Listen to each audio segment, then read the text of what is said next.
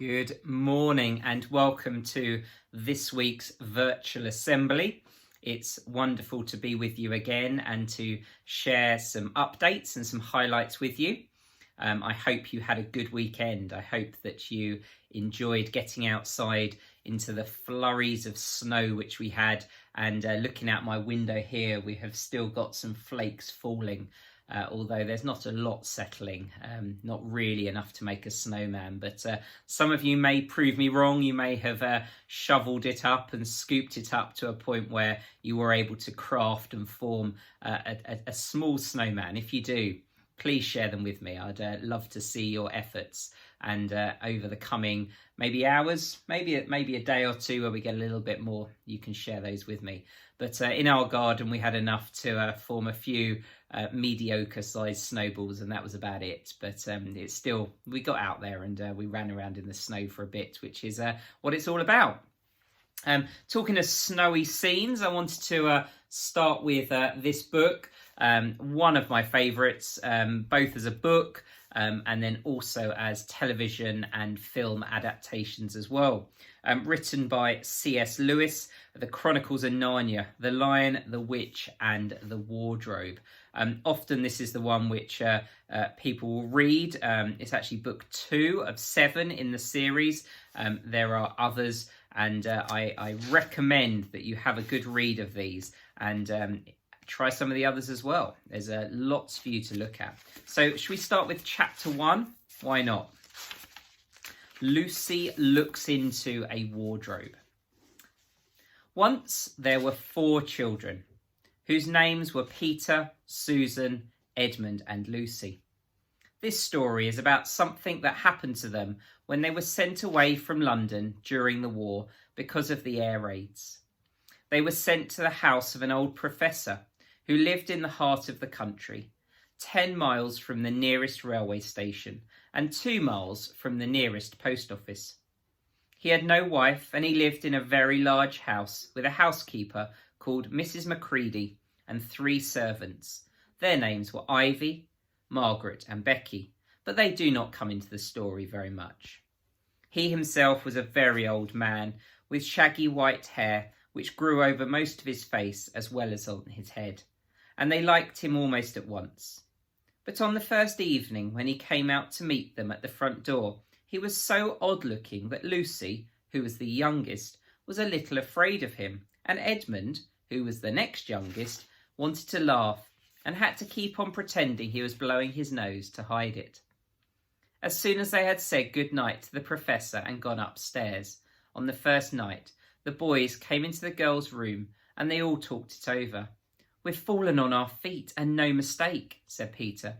"This is going to be perfectly splendid. That old chap will let us do anything we like." "I think he's an old dear," said Susan.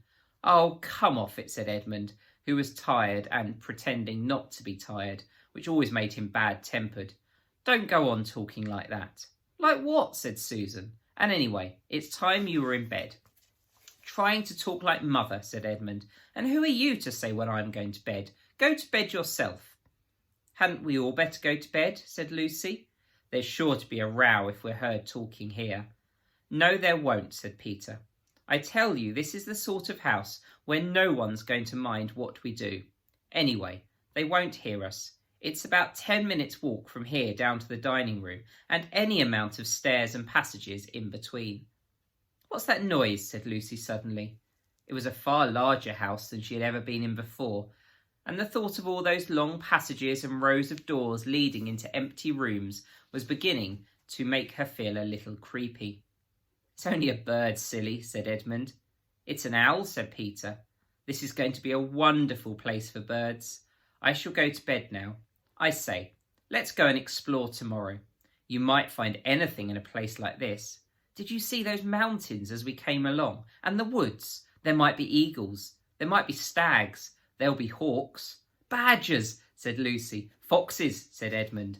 "Rabbits," said Susan. But when the next morning came, there was a steady rain falling, so thick that when you looked out of the window, you could see neither the mountains nor the woods, nor even the stream in the garden. "Of course it would be raining," said Edmund. They had just finished their breakfast with the professor and were upstairs in the room he had set apart from them. A long, low room with 2 windows looking out in one direction and 2 in another. "Do stop grumbling, Ed," said Susan. 10 to 1 it will clear up in an hour or so, and in the meantime we're pretty well off. There's a wireless and lots of books. "Not for me," said Peter. "I'm going to explore the house." Everyone agreed to this, and that was how the adventures began. It was the sort of house that you never seemed to come to the end of, and it was full of unexpected places. The first few doors they tried led only into spare bedrooms, as everyone had expected they would. But soon they came to a very long room full of pictures, and there they found a suit of armour. And after that was a room all hung with green, with a harp in one corner. And then came 3 steps down and 5 steps up, and then a kind of little upstairs hall and a door that led out onto a balcony, and then a whole series of rooms that led into each other and were lined with books. Most of them very old books, and some bigger than the church Bible. And shortly after that they looked into a room that was quite empty, except for one big wardrobe, the sort that had a looking glass in the door. There was nothing else in the room at all except a dead blue bottle on the windowsill. "Nothing there," said Peter, and they all trooped out again, all except Lucy. She stayed behind because she thought it would be worthwhile trying the door of the wardrobe, even though she felt almost sure that it would be locked. To her surprise, it opened quite easily, and 2 mothballs dropped out. Looking into the inside, she saw several coats hanging up, mostly long fur coats. There was nothing Lucy liked so much as the smell and feel of fur.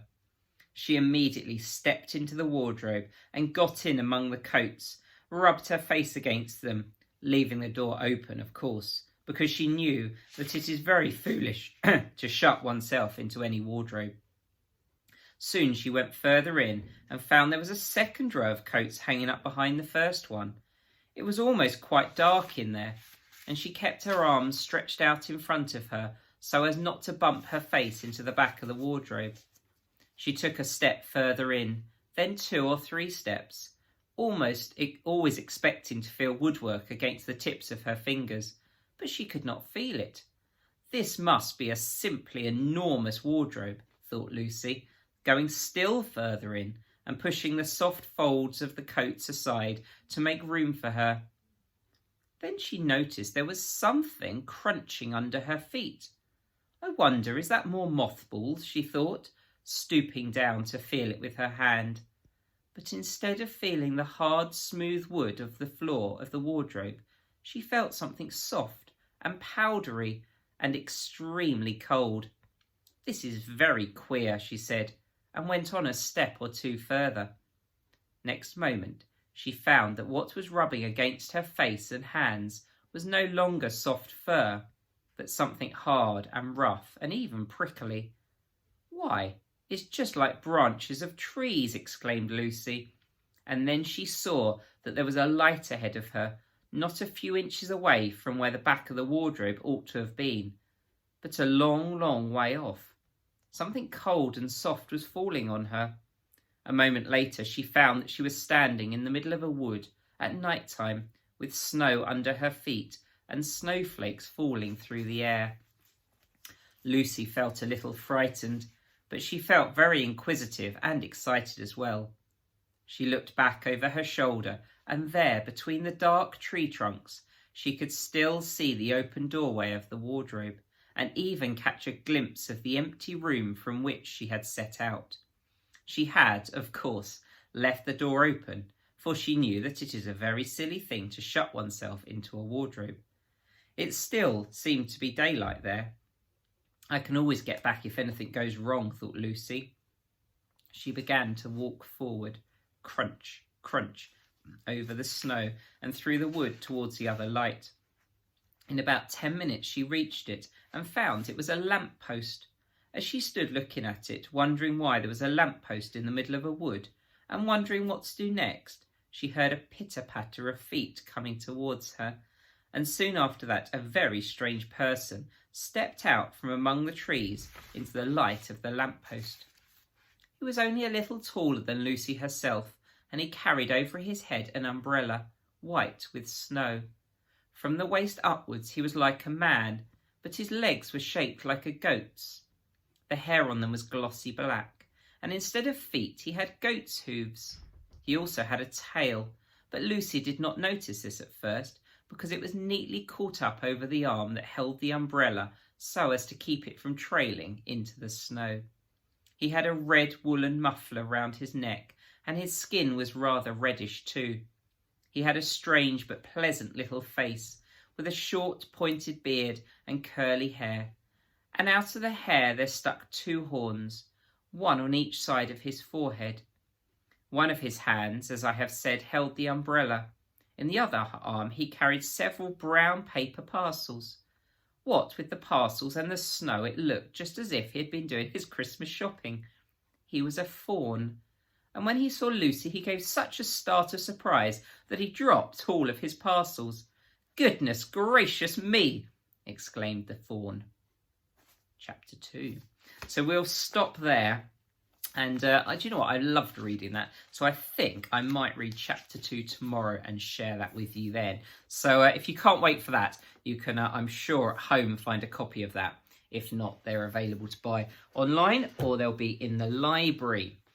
So what else have we got to share? Oh yes, our leaf winners. So I have got 3 weeks worth of leaf winners. So I do apologise for not having done them for the past couple of weeks. Other things have cropped up. So for a few weeks ago, we were celebrating determination. In hedgehogs, well done to Jessica Carter, very good, determined young lady. And in squirrels, Summer Jones, another very determined young lady. In year 1, we had Willow in oak and Spencer in willow. It's confusing, isn't it? Willow and willow. Willow in oak and Spencer in willow. Well done to you two of our year 1 determined children.